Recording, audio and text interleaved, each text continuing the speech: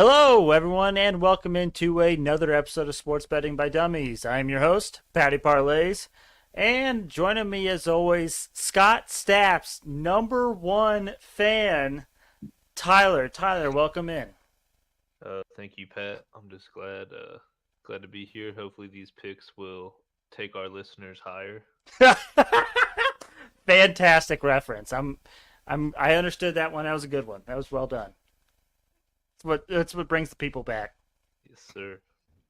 And joining us for, I believe, the first time ever, you've heard him talking in the comments section, but you don't think you've ever heard his voice. But Ty, welcome in for the first time, buddy. Thanks. It's good to be here. I'm more of a TLC guy, so I don't want no scrubs. Oh man, we got so many references on this thing. It's unreal. But noticeably absent from today's episode, the Green Goblin, the voice of God himself, Dizz. He could not make it. However, he did provide us with a little 4-minute tidbit clip of his takes and things that are happening this weekend. So we will go ahead and play that for us. So, Dizz, take it away. What's up, boys? This is Dizz. I could not be on the podcast today, but wanted to share a couple minutes of my thoughts as we head into this week. A couple things. I was 2-0 in my Dumbest Dummy. It is Fade Big Ten season. Illinois Chattanooga +8 against Illinois was never a doubt. And Colgate +8 against Wisconsin. That one had me scared a little bit. But at the end, they pulled through, and then both Wisconsin and Illinois went on to lose yesterday. So it is Fade Big Ten season. There are only 2 Big Ten teams left, and I'm concerned with my strategy simply because Purdue is playing St. Peter's. Now, don't get me wrong. I'm a huge Peacocks guy. I'm a huge 15-seed Peacock supporter. I would love it if they won, even though I do support the Big Ten. I think it would be electric as a Cinderella story. But I just think every position is physical mismatch. I think Purdue wins, and I think Purdue wins big. I think the spread, it was a predicted line of like 12 or so. I think Purdue wins by more than 12, so I may just stay away from that game entirely because it is Fade Big Ten season. So I may just stay away. Michigan, on the other hand, they're playing a Villanova team that looked really good until the end of that Ohio State game. But nonetheless, I'm really liking Villanova in that game as well. So really curious to see what that line is. Fade Big Ten season might be over, but nonetheless, I wanted to share that it worked out for me very well.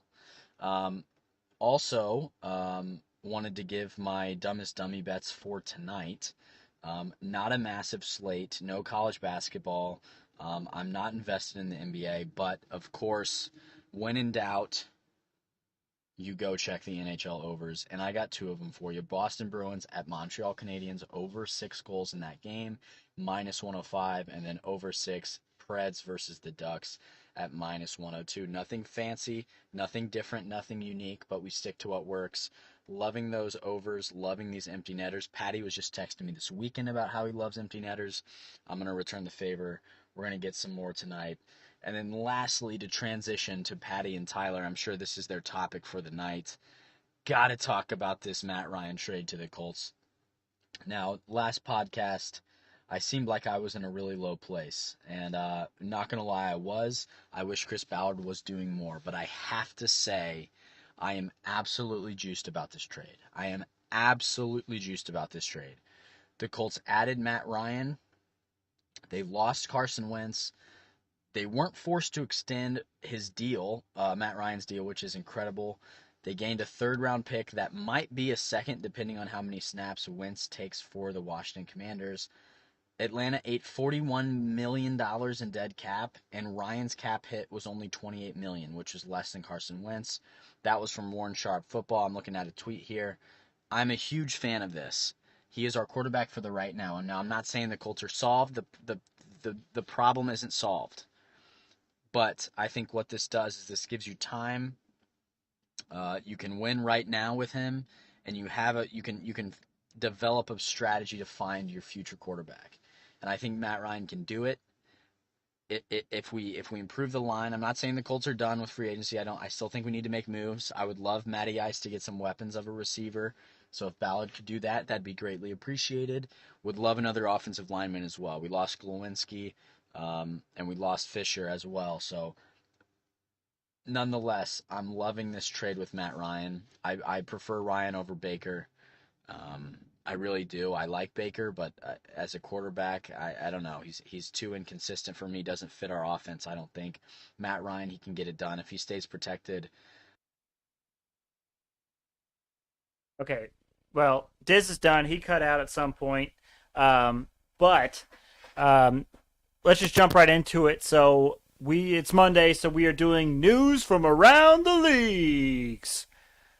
And Diz kind of started us off there and led us off with it. Matt Ryan got traded to the Indianapolis Colts in the NFL for a third-round draft pick. I think it's a great move for the Colts. I mean, obviously, it's a temporary solution, we would have to assume, but I think giving what's left, the quarterbacks that are still available out there, and the price we had to pay for them, I think this is a win for the Colts. I mean, it's definitely affordable and he's the best available option, but I just don't see the Colts winning it next year, so I'm not really sure about like making a move on like a 1-year quarterback. I mean, granted, you only give up a third round pick, but that's a third round pick you could have used in the draft or something. I mean, Colts are a young team. They don't really have any pass catchers right now. Their line's rough with the loss of Fisher and Glowinski. Glowinski. I was gonna say I'm not sure. I'll let Pat, the expert pronunciation man here, pick that one up. So, And I mean, they just don't even have. They trade away a cornerback for edge rusher, which they needed edge rushing, but now they're down. I'm not even sure what cornerbacks they have right now. Rogers and is Rhodes uh, still there? I think he's a free agent. I'm not 100% sure, but Kenny Moore and maybe Rogers. So Kenny Moore last season was a Pro Bowler. He really came into his own last season, but that was also as a slot corner. I don't know about him lining up one-on-one with the number one guy, but maybe they see something we don't. I don't know. But I will say this: the compensation that we gave up for Matt Ryan was the steal of the deal. I mean, in reality, we got 2 third-round draft picks for Carl Wentz, and we just gave one of those. I thought it was a second and a third.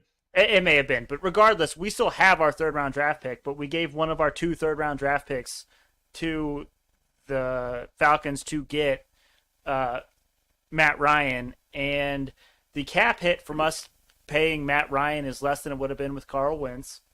Mm-hmm. And the Falcons are eating a $40 million dead cap number from this trade. I'm not sure what the Falcons were thinking, but I think the Colts came away in a better position. How many years did they sign him for, the Colts? Well, so Matt Ryan is still under contract for 2 years, and I believe none of that is guaranteed. So if we do this 1-year thing, it doesn't work with Matt Ryan, I believe we can cut him to no loss to the Colts. And so I really think it's a good deal, especially like at least temporarily. But Tyler, this brings me to the next point. Where does that leave Baker Mayfield and Jimmy G?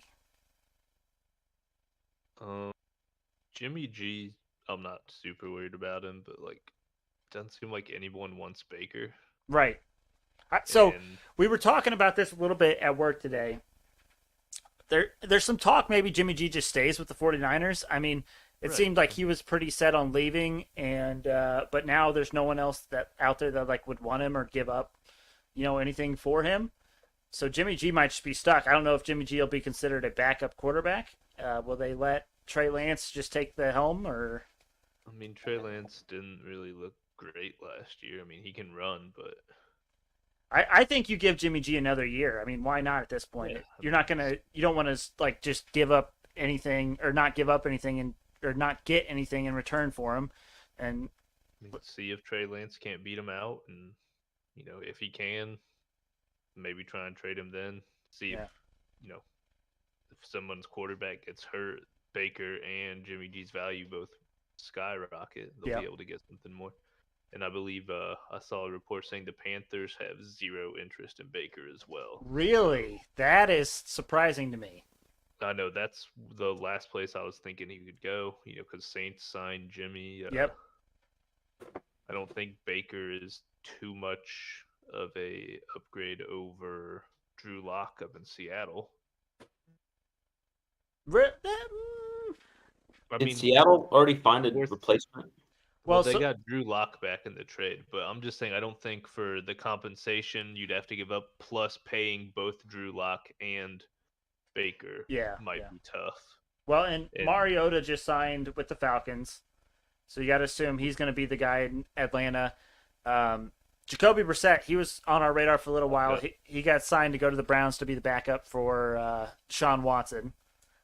Hmm. So, I mean, Well, and the other thing is, there's no way in hell the Niners are trading Jimmy in division to the Seahawks too. So no. I don't see any team that would take either or would pay, give up draft compensation to get either of them at this point. If you're a young team with a young quarterback, maybe like a Jets or a Jaguars, would you not take a shot at like Jimmy G? Or, I mean, I know you just drafted 2 young quarterbacks last year, top 2 picks, but Did Flacco get? Flacco, I Re-signed with believe, the Jets? re-signed with the Jets, I believe. So I'm sure he'll chill there. I mean, the other thing with those 2 quarterbacks, you don't really want to. I mean, they already especially with the Jags, they had a young backup quarterback that was not terrible that they trade away for a bag of balls last year Mm-hmm. because they want to make sure That Trevor knows he's the You don't guy. want to hurt their confidence. So you'd rather have. I think teams like that would rather have an old guy as their backup. Yeah. It's a good Like, point. you even saw Teddy go down to be the Dolphins' backup, I believe. Teddy Two Gloves, baby. And then kind of in other news, Robert Woods went to the Titans. Dizz had this theory that Robert Woods was going to go to Green Bay to take over for Devontae Adams, and we kind of squished that really quick because like after he said that last episode, Robert Woods then went to the Titans. But then how do we feel about the possibility of Julio Jones reuniting with Matt Ryan here in Indy to not only fill the Colts' needs, but also maybe, re-spark some good football? Well, the man that the Colts just had taken out from under them, wide receiver Zach Pascal, actually had more yards and touchdowns than Julio last year, and Pascal was rated 94th out of 90, like 94th out of 94th by PFF for wide receivers. So, not sure if it's a great look. He's a little older. He might be expensive. We don't know. And that's the thing. I think for the right price, maybe you take a shot on Julio Jones. He's definitely not Julio Jones like, Of the past. right. He's not that freak athlete, that freak of nature that you can just throw it to him when you need something done. But at the same time, the Colts are in desperate need of wide receiver help. Brad, I'm not sure. Who do they even have at this point? Pittman, So where did Pascal end up going? Eagles. Really interesting. So then, yeah, it would be like Pittman, Paris Campbell. If he's healthy. Well, right. I mean, he's under contract. I don't know if these people will Those be are able to the play, 2 but that I know Right. that are under contract. Other than that, I don't know anyone else. right. I don't know what T.Y. Hilton's market looks like. Yeah, he's still a free agent. So Yeah. that's tough because I figured he would be back at least. I mean, but We could go with the T.Y. Madden team from 2010 and have T.Y. Hilton and Julio Jones and just have the blast from the past. No. are you splitting out Hines wide? Naheem Hines most time? Because We- who else is going to catch? I was gonna that? say we could. He's certainly a very good receiving running back. We got Mo Cox. Just run a 4 wide out set with him as the other wide receiver. I don't know. I'm just not optimistic for this Colts season at all. At least from the roster currently. I am the exact opposite. I actually am very optimistic, but I'm an optimistic person. Now, Ty, you're a realist. How are you feeling about the Colts right now? So Matt Ryan Mhm. getting signed. This is now our 12th quarterback in 12 years. We're That now doesn't just sound hop, right at all. we're like hop, skipping, and jumping around quarterbacks for 1 year, 2 year contracts, and then leaving them. I don't know what the whole process is, but like, what's to say we just, and I don't know what the draft pool looks like, but just get someone out of the, someone out of the draft, and then groom them over the years to make them a good, like, I want to say franchise, but because I don't know, what the number one prospect is, and how could you get the number one prospect to want to come to Indy? But like, Matt Ryan is already 36 years old, and he hasn't had a career leading season since 2016. He did lead the league in like 2019 in some passing yards and stuff, but I just don't know how long they're going to expect him to stay around. And I could see him, I could see him going to the playoffs and maybe winning the division, but then after 2 years, when we don't repeat that same thing, they could just, all right, time to look for a new quarterback. So, like you said, I feel like it is a temporary fix. Yeah, for sure. And to be honest, your analysis there, Ty, was fantastic. I will give you that. And to answer your question, the draft pool this year, especially at quarterback, is one of the worst in recent memory. Typically, Yeah, I haven't heard anything. right. I mean, I don't follow sports that much, but I haven't heard anything spectacular from the quarterback So side of it. typically, you see like what, like two or three quarterbacks go top five. Tyler, is that accurate? They're saying like the earliest one might not go until like number 10. This draft, so it's not great, and that's why there's all this scrambling at quarterback position, like trades, trying to make things happen because this draft class isn't great quarterback wise. I like your thought on having someone behind Matt Ryan to maybe learn and maybe try to groom. I don't know if Sam Ellinger is that guy, Tyler. I mean, we haven't seen anything or seen much from him. I'd like to think he could be, but who's to say we don't go and draft someone also like in the third or fourth round that's a project guy that maybe, can turn into something, but we'll see. Time will tell. I think Julio Jones is going to go to the Buccaneers. It's, $5 on that. it's not a terrible take, actually. I was thinking Green Bay. Also certainly could be the case. There's a lot of teams out there that could use some wide receiver help,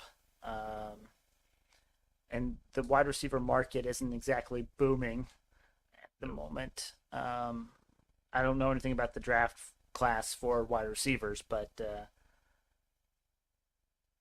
I'm not sure. The Colts might have, if they want to sign somebody like that, they might have to do a little salary cap magic, because the number I saw that they're at after the Matt Ryan trade is, after the Matt Ryan trade and re-signing some of their own people, they're now down to a little over 15 million in cap space.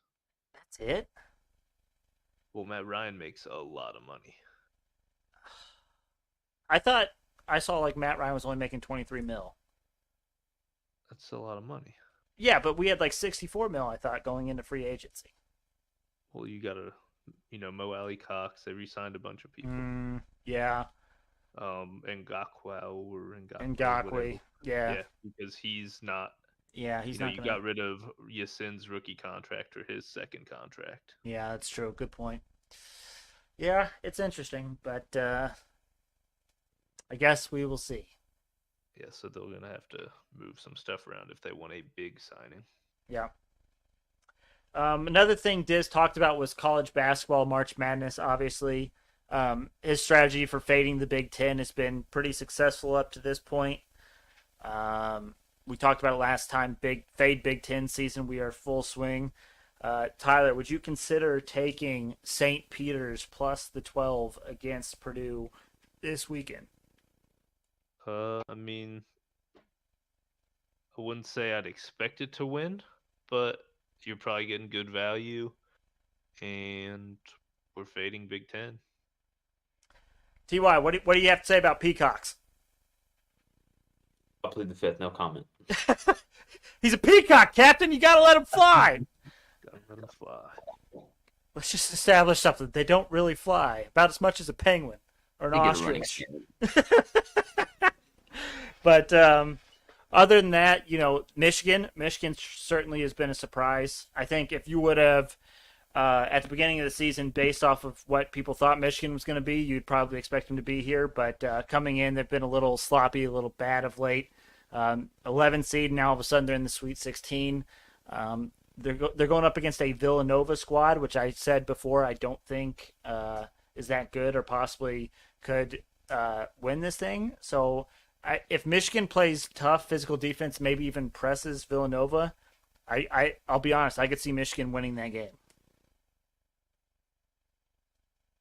I'm still fading the Big Ten. I mean, And I understand that. It's for me, it's kind of like a rock and a hard place, right? Like I've been out on Villanova for a while. We're in fade Big Ten season, so I'm kind of in a tough spot, especially for that game. But I just have a kind of a feeling that Michigan might pull that one off. I mean, might as well go for it. And you probably get good value if I took just the money line. Exactly, that's what I was thinking. I mean, back to the Purdue thing, I'll take any chance to root against Purdue. You know me. I am curious, and I was going to look at this earlier. I wonder what the odds are for Purdue to win this whole thing. I think they have as good the way they've been playing. I think they have as good a chance of any as to win the tournament. I mean, they've got a good guard and a absolute giant, probably close to, if not the biggest man in the tournament. So plus they're two nice things to have. Plus 800 right now for Purdue to win this thing. I thought it'd be more. I thought it would be more too. They're actually the fourth lowest odds. Who's top dog? Gonzaga? Gonzaga at plus 240, which I was kind of hoping they were going to lose this weekend. I mean, I think we're all hoping they lose, but I mean, they always lose. And then Tyler, what'd you think about Kelvin Sampson taking his shirt off in the celebration? I mean, I thought it was an OG move. It sounds to me like that would be a move Ty would pull after we win a game of Chell. I just Yeah. wish he would have done that instead of making illegal phone calls back in the IU days. Yeah, instead of setting IU back for 5 years, if he could have been this good for us, I mean, it would have been. With something that's now not even a rule violation, but What are you going to do? But certainly with the games starting back on Thursday and Friday, probably on Thursday's episode. If we have a Thursday episode, it might be Wednesday, not sure yet. But we'll definitely talk more about the Sweet 16 and stuff like that when we get there. Which leaves us with the NBA, MLB, and NHL, boys. Where are we wanting to go next? let's slide NBA. I know a little bit about that compared to the other two. Okay, so I'm not sure if we mentioned this on last episode or if we've talked about it since, but Steph Curry is out for the rest of the regular season for the Warriors, which I believe means we are back in Fade Warriors season, Tyler. I'm down. So, and we kind of already got the first glimpse of this. So this last game last night was the Warriors versus the Spurs. First game without Steph Curry in the lineup. The Spurs actually beat the Warriors, and I believe it was actually at Golden State. I'm not for sure on that, but I think that was the case. But the interesting thing is the Spurs are horrific.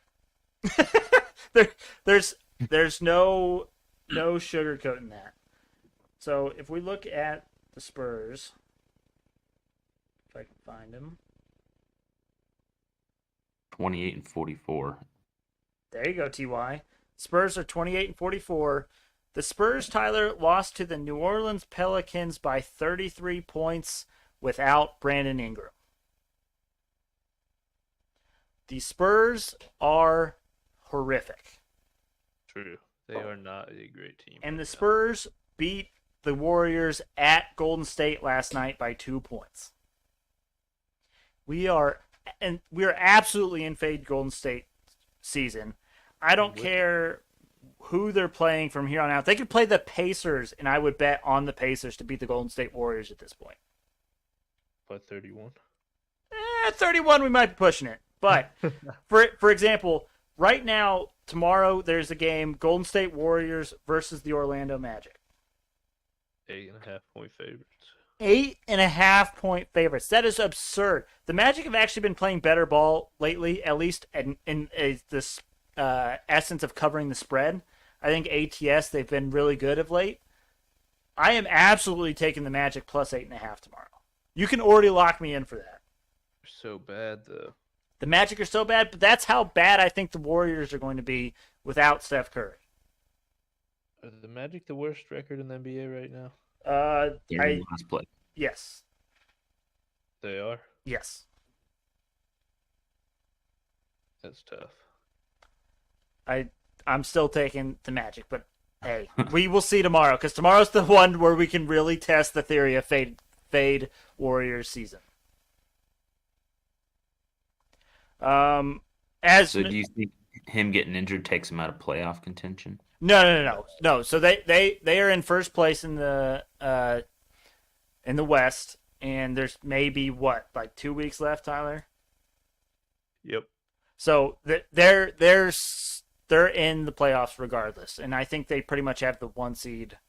I don't know if Suns have the 1 seed, like wherever they're at. They're pretty firmly there, so I'm not concerned about that. And I think Steph will come back in time for the playoffs.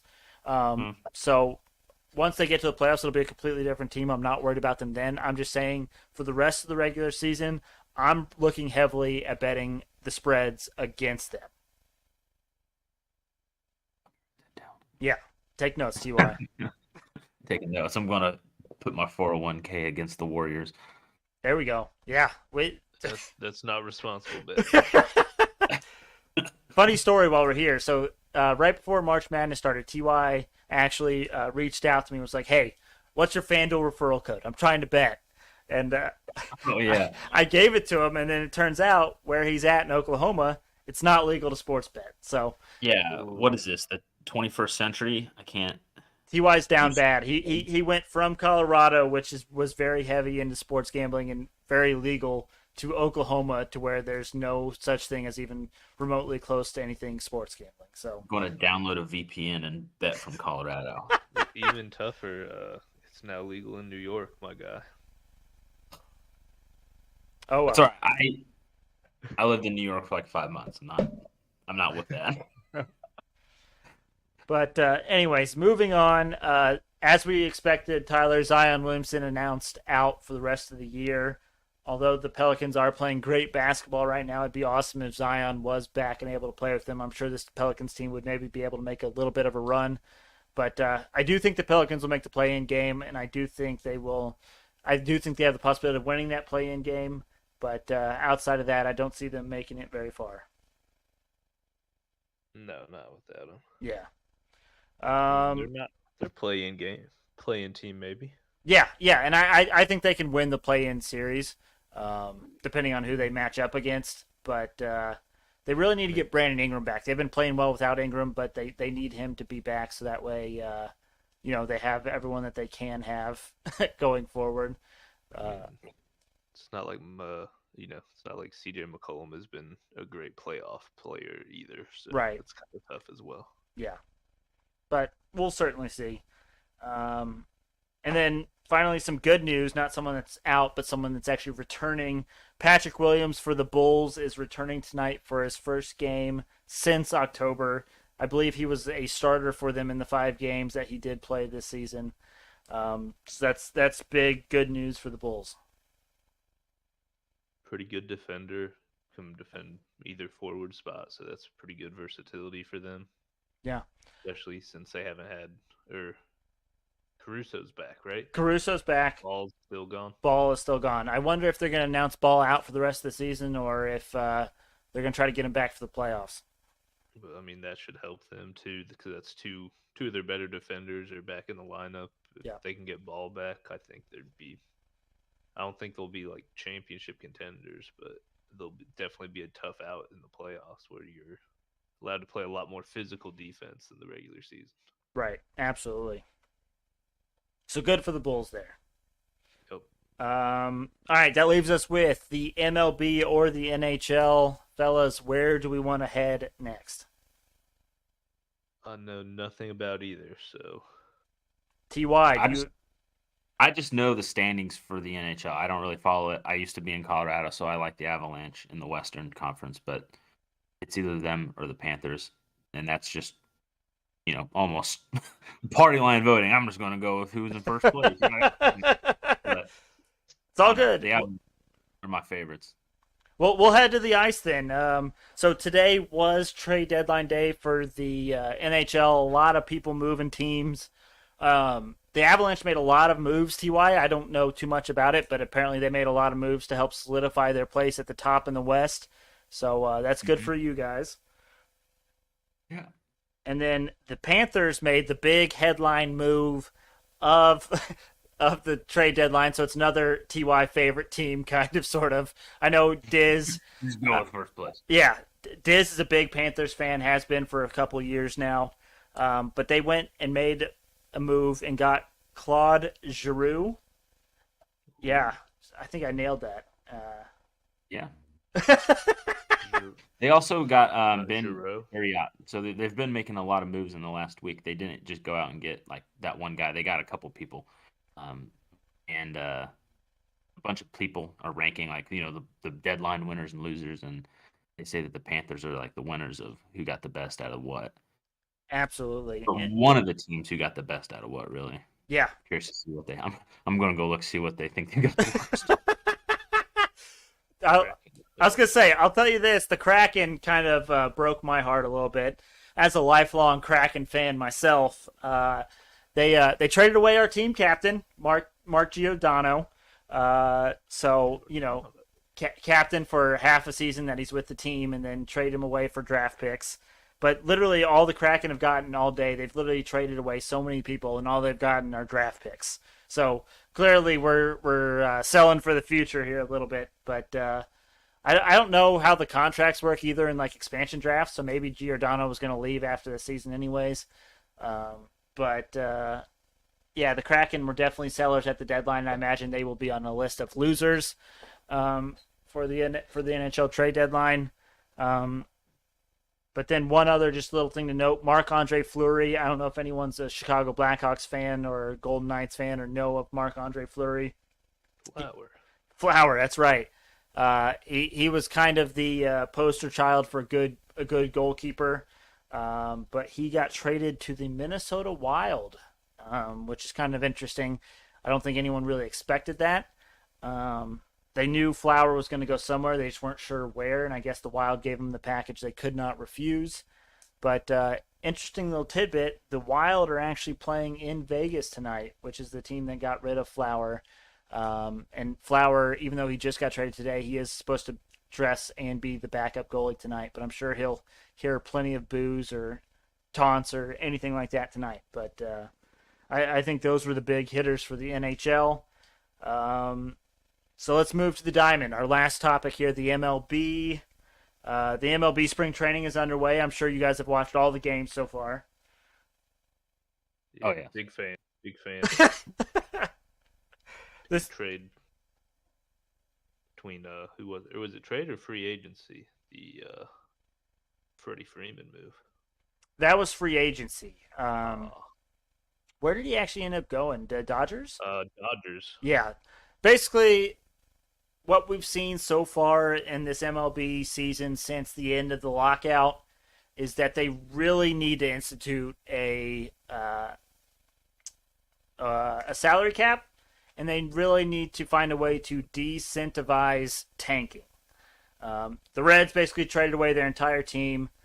Who else did it? So there's another team that was trading basically everyone away. But the Athletics. The Athletics also did the same thing. They can't compete with these teams like the Dodgers because the Dodgers have so much more money than everyone else. So the Dodgers basically buy whoever they want. They're like the Yankees of this generation. And so the rich get richer, the poor get poorer, and baseball's not doing anything to combat that. Money ball it. Bingo. They tried. Oakland said, "Hey, this didn't work. Let's just give her the whole team." Yeah. You guys had your one season. You guys weren't cutting it. We didn't make a playoffs. We didn't win anything. So we have to ship you out because we can no longer afford your contract.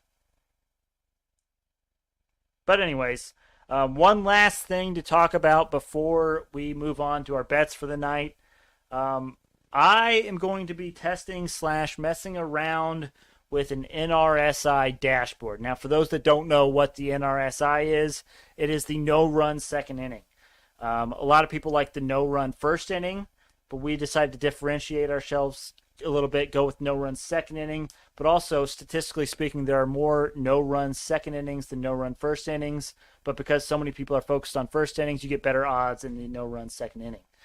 And so what I'm looking at doing is basically have a dashboard that'll say, okay, these are the two teams that are playing. These are the pitchers that are pitching. Based off the numbers so far this season, what is the likelihood that an NRSI is going to happen? Obviously, there's no perfect way to do it. There's no perfect science. But if you take the percentage of times that a pitcher gives up a run in the second inning compared to in a team's offensive stats in the second inning, how they typically perform, maybe you can get a feel or a grasp and maybe be able to come up with a methodology to predict no-run second innings other than just blindly taking no-run second innings. So just want to tease that. Be on the lookout for the NRSI dashboard. I will share that with you guys once that's kind of up and running, but obviously we will wait till the regular season starts. If you do it during spring training, your numbers will be all out of whack and you'll just be wasting time. So the logic behind the no-run second inning is instead of the first is the first inning is normally your first three. I'm not super familiar. Your first 3 or 4 batters are normally your best. correct. So So you're guaranteed basically to get out, or in second inning you're basically guaranteed the worst person you'd have is whoever's fourth in the rotation, right? no, so your best hitters are typically your 1 through 4 hitters. Right. Sometimes you'll get that out of the way in the first inning. Sometimes you won't. If it's 3 outs, I'm saying best case scenario. Like if all 3 get out, you're lined up fourth normally. Right. Unless you just have a horrendous and come all the way back through in the first inning, right? Correct. If you have a perfect first inning, then you're facing 4, 5, 6 in the lineup. Your 4 hitters typically your big hitter, like can hit it out of the ballpark, but that may also mean they might strike out more. But also the theory too is, all right, you have a pitcher that comes out in the first inning. They may need a full inning or so to kind of get warmed up, figure out how things are going, this, that, or the other. So our theory is, okay, in the second inning, the pitcher's warmed up, the pitcher's locked in, and then also you're facing hopefully a worse part of the lineup than you would in the first inning. So you're looking at from a pitcher's perspective and a hitter's perspective. I like it. So hopefully, though, we can get some numbers and some modeling in there to kind of help predict that instead of just blindly taking no-run second innings, which is what we've done in the past. Can you do like no run any inning? So I believe you can, absolutely. But the thing where it gets tricky too, TY, is once you get past kind of the first couple innings, you don't know what pitcher is going to be in the game. If your pitcher gets rocked in the first or second inning, they may not last past the second inning. So you make the assumption when you're doing the no-run second inning that the starting pitcher will still be in that game. Now, is there times when pitchers get pulled in the first inning? Absolutely. But you got to hope that in most cases that won't happen. See. Well, that's kind of cool. I didn't know about that.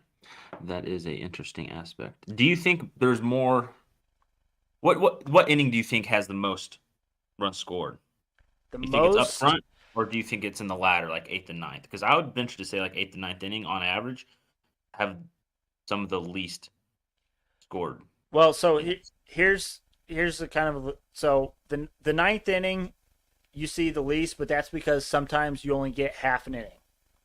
If the home team's winning in the 9th, you don't get a full inning worth of offense. So the data can be skewed. Correct. Now, also, when you get to the 8th, sometimes you might get like a closer or a setup man, so that guy's literally in for 3 outs. So sure, you might get, your best pitcher in the 8th or 9th, and there might be less runs scored then. But another benefit of betting the no-run second inning is you only have to watch 2 innings of baseball.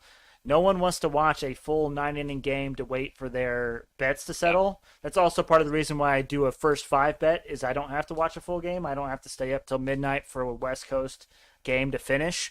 But also, the farther you go into a game, the more variables come in. Did someone pinch hit in the 8th or 9th inning? Did a new pitcher come in, or did someone get hurt in the 5th inning? So we try to take out as many variables as possible by betting in the 2nd inning as opposed to like the 8th or the 9th.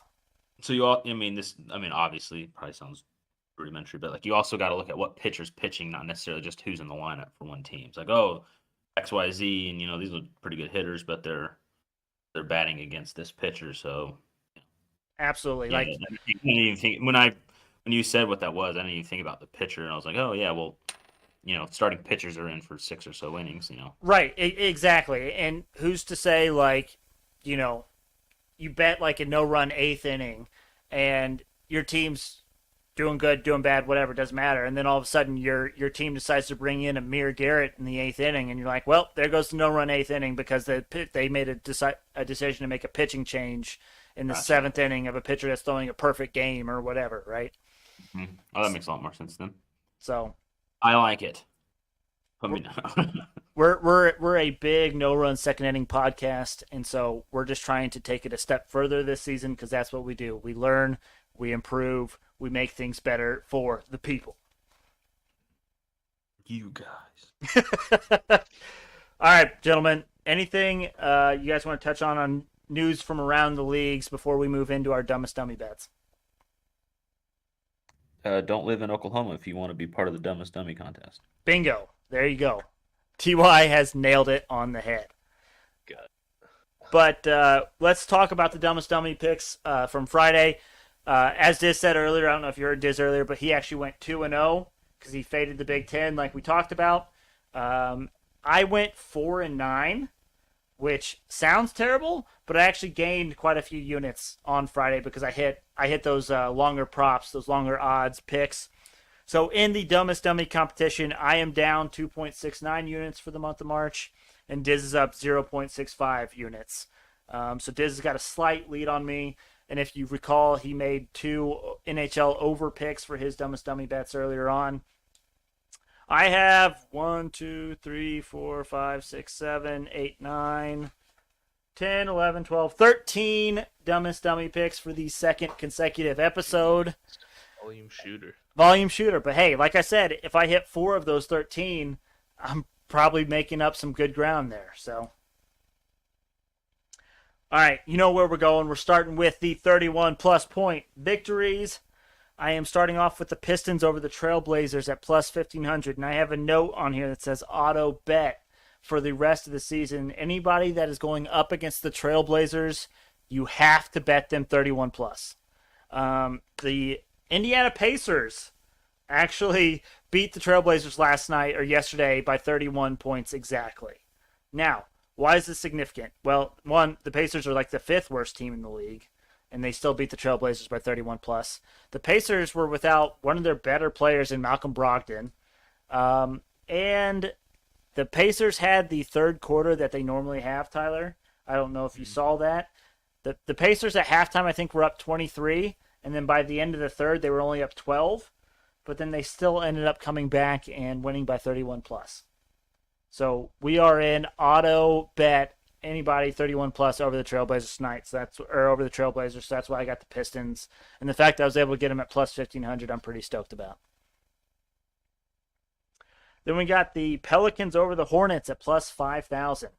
The Cavs over the Lakers at plus 3,500. The Jazz over the Nets at plus 5,000. The Celtics over the Thunder at plus 700. The Timberwolves over the Mavericks at plus 5,000. And then finally, the Heat over the 76ers at plus 5,000. So Timberwolves over Mavericks? Yes. What, 31? Yes. Now, hear me out. Now, this what I do have on here that it's a value pick. Plus 5,000, that's the highest odds you will get for a 31-plus point victory.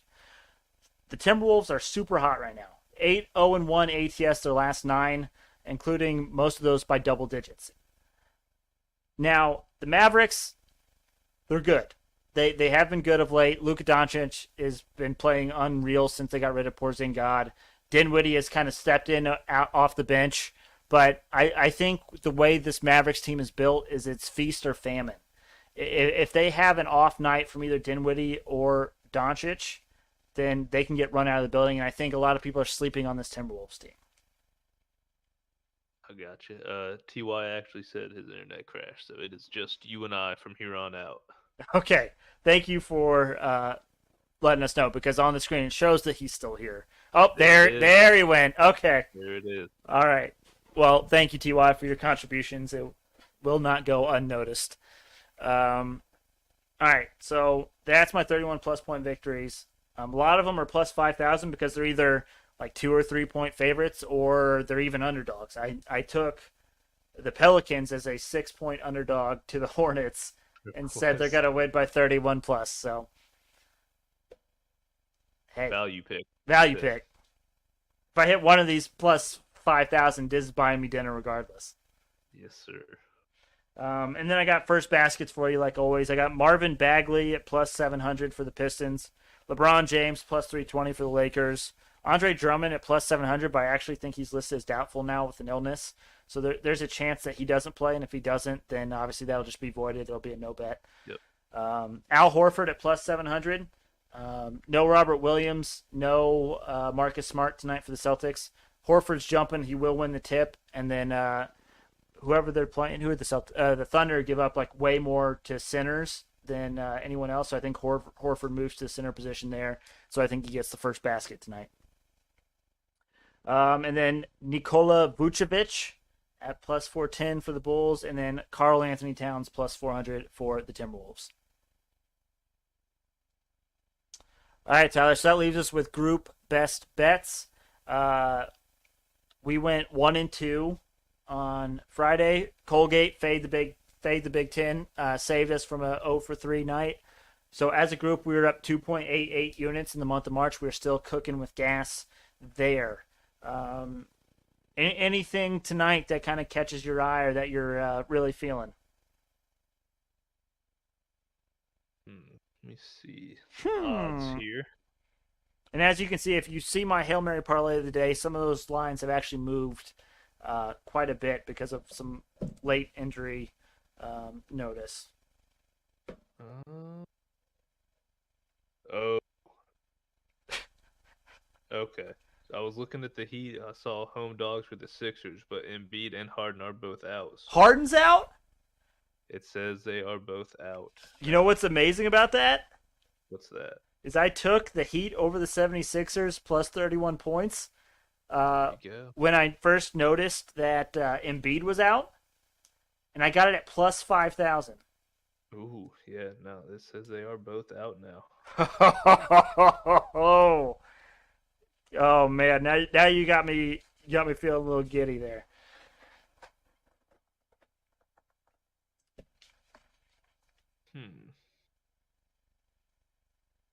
I'm not seeing anything super big standing out. You know me, I like to look for home dogs, but Right. Tonight there's not a lot. the Rockets are home dogs for the Wizards. I know. That's a tough one because That- teams both stink. That's exactly the thing. So for me, I was looking at that game so hard, just trying to figure out a side, and honestly, I Nets. just could not do it. Nets home dog is tough because you don't have Kyrie, and their injury report is a mile long. Well, and Drummond was a late scratch, I believe. Aldridge out, Irving out, Dragic day to day, Simmons out, and Yeah. Drummond out. Yeah. And Utah's a good team, so Right. line maker's pretty good today. Yeah, they are. They're on their P's and Q's for sure. How do you feel about the Cavs minus 4.5 versus the Lakers? I know the Lakers burned us on Friday, but the only thing that worries me about that game is LeBron returning to Cleveland. But Davis is playing tonight too, isn't he? no, he's not. No, he's not. No. He's not listed in the injury. Hold on, let me see. That would be a real slap in the face for me if he was actually playing. I have him listed as there out. it is. Yeah, he's out. It wasn't on the first screen I clicked. It shows just THT out, and that's what I was like, ooh. But no, he is out. I'm with it. I think Cleveland will handle him. Yeah. All right, Cavs How do we feel? Man, that's a Well, lot. you're on the Timberwolves too. I mean, they're getting 2 points.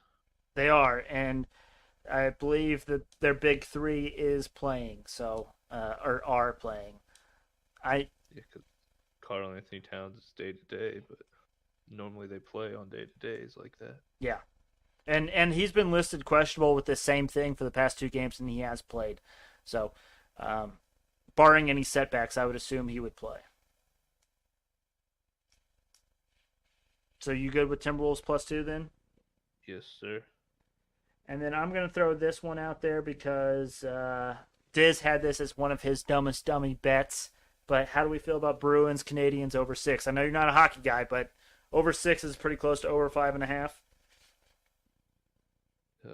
Bruins and Canadians. I'm looking up some stats real quick because I don't really know my stuff. Okay. I believe they're both on over trends. Um,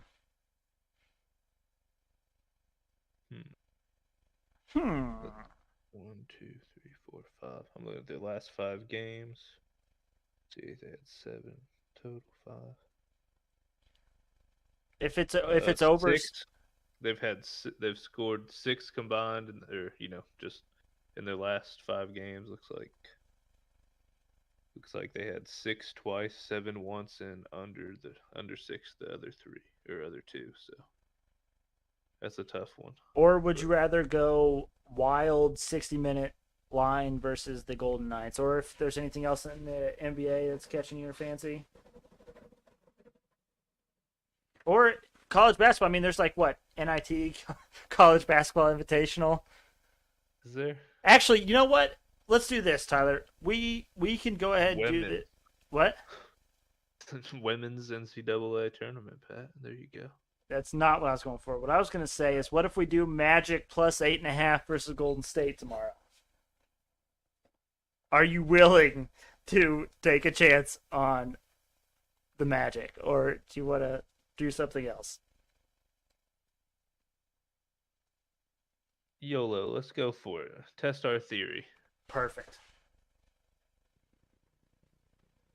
All right, so to recap group best bets, we're taking the Cavs against the spread. I think it's -4.5.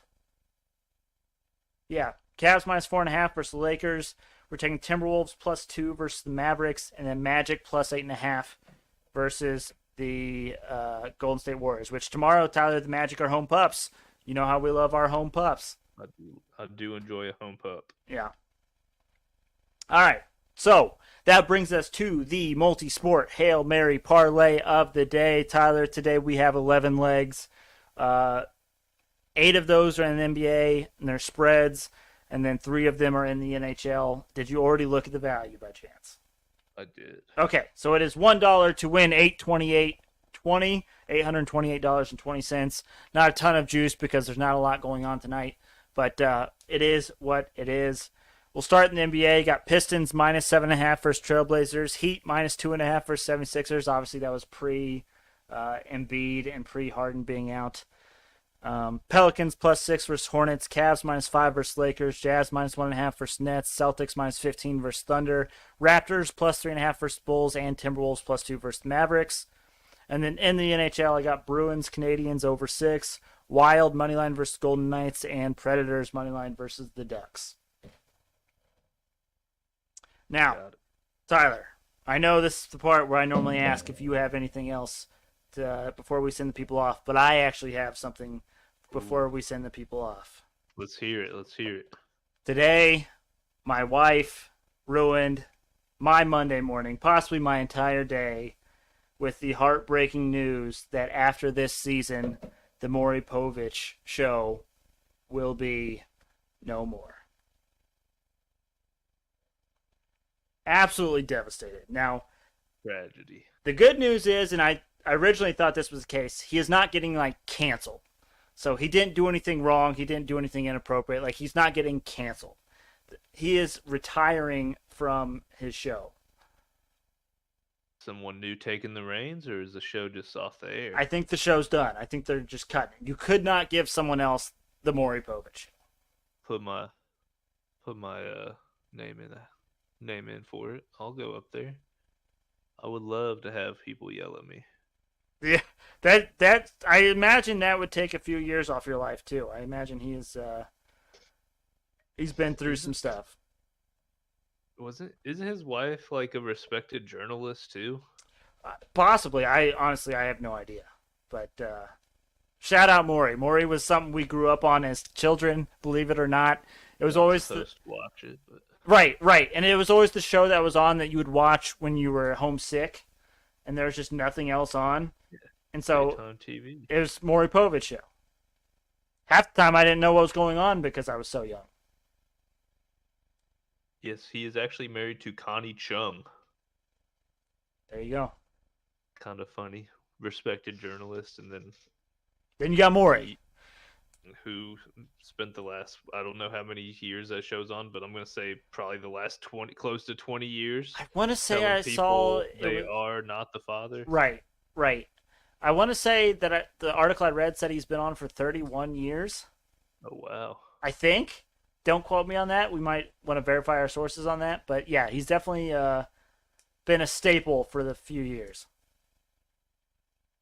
So shout out Maury. Enjoy your retirement. He said he wants to spend more time out on the golf course, and I can respect the hell out of it. Told you, Maury. That's right. I told you. All right. So it just announced official. Drummond is ruled out tonight. Dragic is playing. Well, now you're down to 12 bets. Tough. It's all right. I'll take it. Okay. Anything else, Tyler, before we call it a day? I got nothing. Okay. Perfect. Thank you, TY, for your contributions. I know you had some internet issues. Hope everything's good.